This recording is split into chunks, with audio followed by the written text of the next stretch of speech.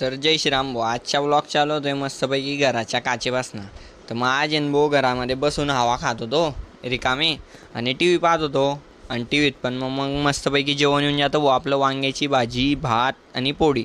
मग मिस्टर बिन पाहत पाहत आम्ही मस्तपैकी भाऊ इथं जेवण करत होतो.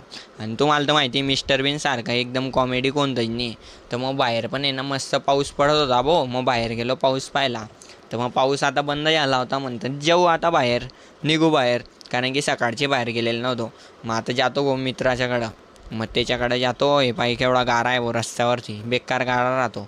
म्हण बुवा त्या नट म्हणा मग तू एवढं आहे नट ना की एकदम शेवट समजेन तुमले की आई नटना काम काय. तर माई नटनं काम असं रास की यांसाठी बेरिंग धुंडणे रास भाऊ.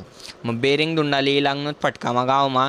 मग बेरिंग बुवा या दुकानवरती आमले भेटी जायले. तर बेरिंग भेटी आले तर फटकामा बेरिंग लेतस आणि जातच बुवा ते